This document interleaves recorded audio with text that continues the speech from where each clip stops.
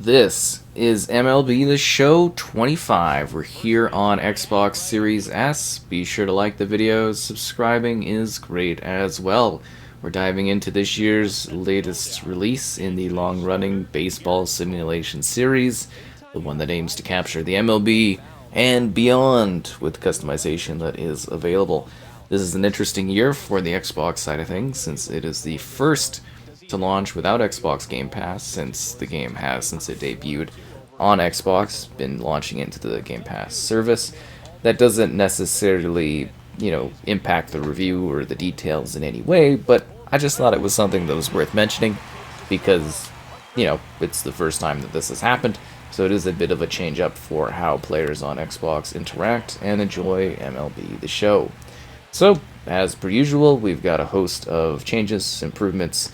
This year is largely focused on expanding the existing game modes, and with a little bit of tweaks here or there, kind of changing how the game kind of plays and performs. This is also an interesting time because it is the first next-gen only, but also includes the Switch, version of MLB The Show.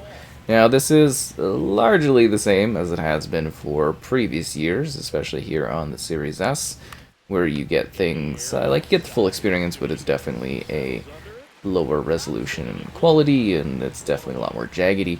But, you're kind of probably used to that if you've been playing MLB The Show on the Series S over the last number of years. Cool, let's dive in and talk about kind of some of the change-ups here.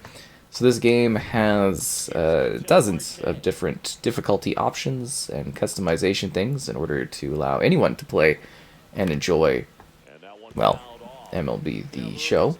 And the reason I bring that kind of up right off the bat is there's a new ultra difficulty setting called GOAT, Greatest of All Time, which is one of those hello fellow kid there kind of naming conventions, So if you want the absolute pain in turmoil of the hardest difficulty, GOAT is there for you. Or if you want something really easygoing, that's all in the game too. All kinds of different settings. Alrighty, so for hitting, ambush hitting system, the PCI size can be influenced by guessing where the pitch will land in the strike zone. That's kind of a change up for hitting. Everything else, basically about the same. Field enhanced reaction times, so basically the way you move around in the outfield has been enhanced, or just in the field in general. They've also got a new first-person fielding camera. Kind of cool if you want that first-person perspective or whatever. Kind of like, you do like crowd fan angles and stuff. It seems like a lot of the sports games running out of new things to add, so they're doing like, different cameras and stuff, which I'm all for. You want to add up some new visual ways to, experience the game and all that. Totally cool. I'm down for it. The revamped throw accuracy meter, so if any of the balls actually reach the outfield there, you can throw more. Wow, that is, why is the hair so bad on Series S? Anyway, so you can throw the ball in a more dynamic way, and yeah, it's basically like you catch it, throw it, and it's got like a new meter thing. I actually had some issues with the meter in previous years, so I actually do find this meter to be a bit of an improvement in terms of, in terms of actually being something that's a little bit more user-friendly, usable and stuff. It's kind of neat. I don't know. I thought it was a nice switch up. Swim move slides. So more realistic sliding opportunities and options for you kind of slide into places. And that's kind of the big technical things. As per usual, here on the Series S, it's 1080p, 60 FPS, there's HDR support, there is local play for 4, online up to 8. Yeah, it looks about the same as usual. It's quite a bit, like I'm coming off of the Series X and the PlayStation 5 Pro. It's very jaggedy around the edges, as I mentioned. Like it is definitely a visual downgrade. It still looks good. It still runs fine on Series S. No problems there. It's just like, yeah, that would have been a really good one to actually hit correctly. That would have been a really, really good one. But yeah, all the text, everything like that looks a little rougher on the big screen, but It's a full scale experience. Oh, and there's also like a bit of fuzz going on too, like on some of the players and stuff. Like I know, like obviously there's all the jaggities and that, but also there's like weird like graphical effects on like player gloves and stuff, and I don't know if that. It's like the fine-tuned details all kind of vanish when you come on the Series S, and same with like the hair and stuff doesn't quite look right. Oh, that looked pretty good. No, no, never mind. I thought it looked good. I thought we were doing well there. Yeah, so let's talk about the game modes. Road to the Show. That's one of the ones that's gotten a big expansion here. So this is where you are basically making your way up. You know, you create your player and all that, and you make your way up through the leagues. So this one, kind of a big quality of life improvement here. So now you can go high school to college to the amateur years. You build your athlete, you build your way. And it also has 8 licensed teams, college teams, so it does seem like they are trying to move a little bit into the college aspect of it. I would imagine with college football kind of becoming a big thing, I think some of the sports teams are trying to like lean into that again. I wouldn't be shocked if they're actually trying to put together like... I remember that was a thing at one point, like the different, baseball options and stuff. But anyways, wouldn't be shocked if more sports teams are kind of moving in that direction. But yeah, Road to the Show. You build your way up, and it's kind of a bit of the dream, and that's kind of a cool system. And high school, college, amateur years, that's a pretty, big undertaking to create a system like that. We also have Diamond Dynasty. This is what I was talking about for the new fielding kind of thing, where it's like this sort of green pop-out thing that comes across in waves of over your, like, little directional marker. It's kind of cool. Diamond Dynasty, so what kind of self-respecting sports game in the modern era doesn't have a card game, so it's all about the cards, but this is actually a really big change-up. So if you play Diamond Dynasty, we now have a year-round setup. So instead of so traditionally it was like sets and seasons, those are gone. It's now a year-round system and creation. You build your fantasy team from across the different eras of baseball, which is kind of cool and about the same as usual.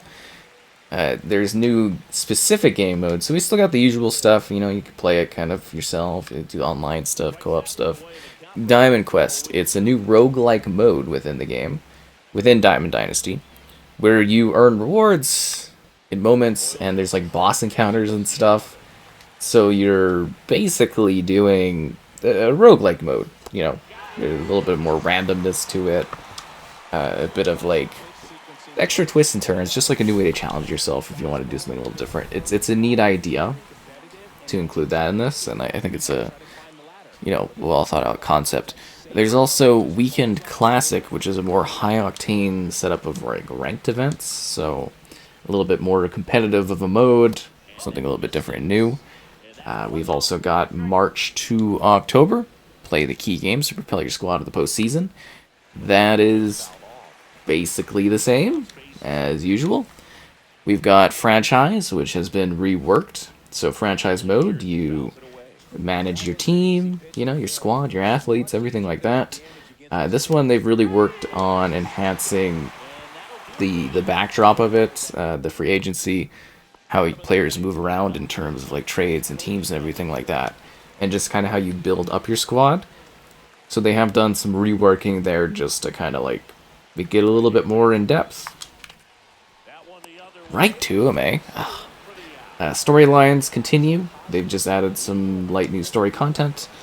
This is basically where you would be playing like historical moments and historical storylines, or a storyline built around wow, that was terrible, around like a specific athlete. This year they've just kind of added some extra storylines for historical stuff, and about the same as usual there. Other modes, so we've got all our regular modes. We've got Exhibition, which is what we're doing now. That was, why do I keep, oh no, that was so bad. Anyways, yeah, so Exhibition, quick matches, set up games, play them, enjoy them. That's kind of what I do when I play sports titles. We've got your daily lineups, your retro, which is like throwback, like RBI baseball kind of style. We've got moments, home run derby, where you're just trying to get like home runs. Challenge of the week. Again, quite a few of those like live what's happening or big moment type modes, so you can just like relive stuff and that. Kind of neat. Challenge of the week. I just mentioned that. Yep, obviously challenge of the week. Big one for me. I love the weekly challenges. And a practice area, so you can kind of like practice your skills and stuff like that. But there's challenge of the week if you didn't know. Yeah, that's a big one right there. Got to get those challenges. Wow, that was wow. Wow. Wow. There's online, co-op, postseason, leagues, regular matchups where you play against others online. And of course, there's the customization suite. So that's where you're able to, like, you know, make your own athlete, your own, like, their stadiums, download what others have made, share what you've made. And the customization stuff in this game is pretty great. And it kind of, like, you know, extends the already great selection of regular stadiums, the custom stadiums they give you, the minor league stadiums, the historical stadiums, and then of course, you know, everything that everyone else kind of makes and creates and stuff. And it's actually like a pretty extensive offering in just in terms of like the different ways you can personalize and take your experience a little bit further. So yeah, that's pretty much the game this year. It seems relatively iterative upon previous years. I was hoping for a little bit, you know, more of a boundary pushing thing. Series S obviously is really quite the same as per usual. It's a bit rough around the edges, but if you've been playing, you know, this game, MLB The Show, on Series S for the last few years, I'm sure you are, you know, well aware of how this kind of plays and how it performs and everything, and how it looks. So nothing too crazy there. You still get a detailed crowd. Wow, did the bat just break in half? Crazy. You get a detailed crowd, so you get realistic looking players and environments. The full sense of scale and everything is here. It's just a little rough around the edges here on the Series S, but it's not a bad way to play the game. I think it offers a pretty comprehensive package. I think your value this year is really going to come down to whether or not you are down for the expanded modes and everything like that, because it is pretty similar, a little stagnant, and I'm hoping down the road they do a bit of a larger innovation. I was definitely expecting that because, you know, this is the first that is like current gen only, and I was just kind of expecting a bigger jump. Anyways, that's the game. Enjoy some non-commentary gameplay. Singles, that's a good sound coming off the bat, man. And as he connected out front, lifted into the outfield, that's one of those swings where you just don't even feel the ball hit the barrel. That's a swing and a fly ball in the air out towards right center field. It's going to fall for a hit. Throw comes in quickly, and the tying run forced to hold on at third with one away. So bases loaded with one away. Here's the second baseman, Jazz Chisholm Jr. Swing and a foul out of play.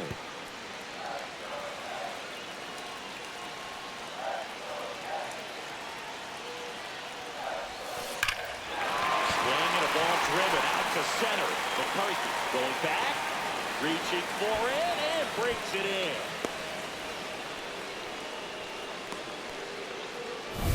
So it's their last chance in this one. Now it's the right fielder, Aaron Judge.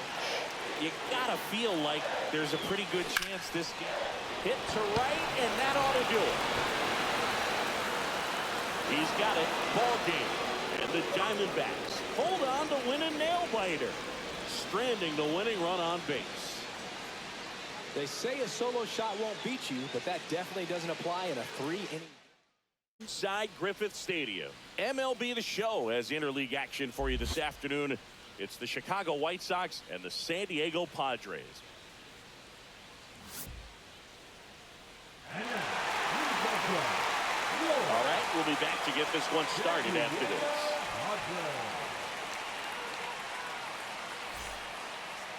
All right, just about ready for baseball. Today's starting pitcher, Yu Darvish. What do you look for here?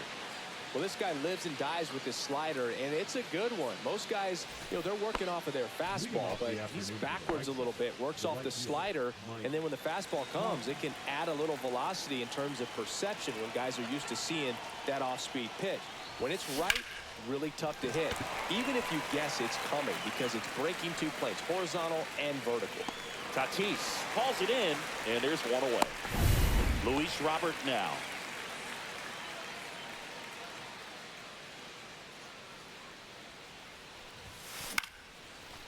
Liner, base hit. So they get a man aboard with a 1-out single. Benintendi to the plate.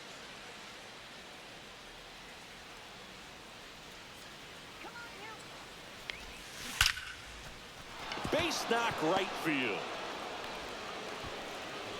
And that forces the runner to hold on at second. 2 on with 1 away. 2 on, 1 out. Andrew Vaughn steps to the plate for the White Sox.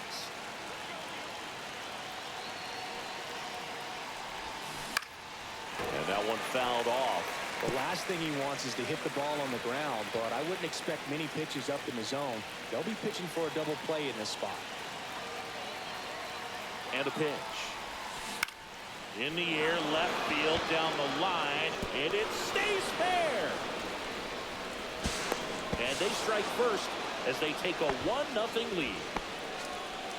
That's 3 singles in a row. Just a blue hit behind third right there, and that's a really tough play for a third baseman or shortstop to get to, and the same for the left fielder. So, oh, this one high and deep, way back there. Benintendi comes in to score, and they lead by 2. Runner holds at third, so just 1 across on the play. Couldn't have timed it up any better than that. He absolutely ripped that ball out front and almost got it out of here, man. Just a really strong, balanced swing, and a fraction of an inch different on the bat, and it is probably out of here. And here is Sosa to the plate.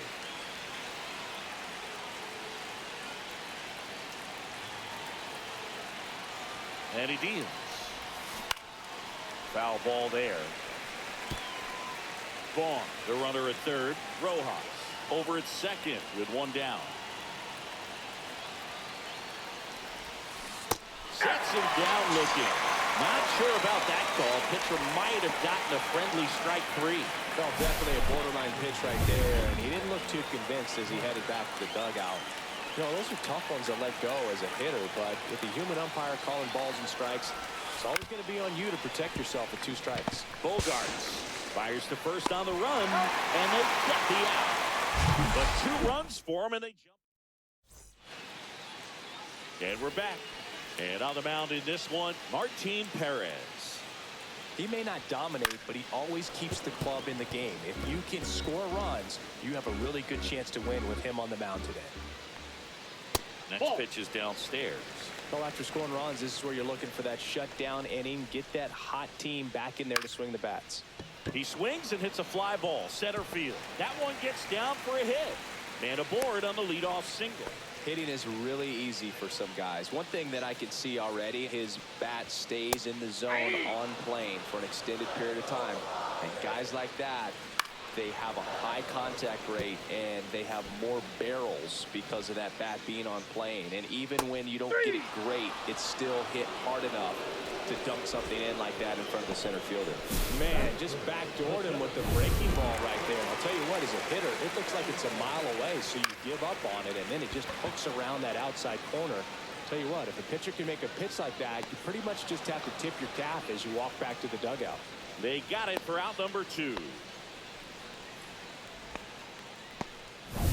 Here's Manny Machado now. Outfield playing very deep, not wanting anything over their heads. There it was. 0-0. Here it is. Hit it. He gets a take. Gets ahead in the count. Ball 1. That one misses. 1-1. Arise leads off first with 2 down to the inning. And that's a little bit high. And it's 2-1. That's to third. In time to Vaughn. That ends the inning. And welcome back to the ballpark. And now Brooks Baldwin. Darvish back to work. Slides, but it gets by him.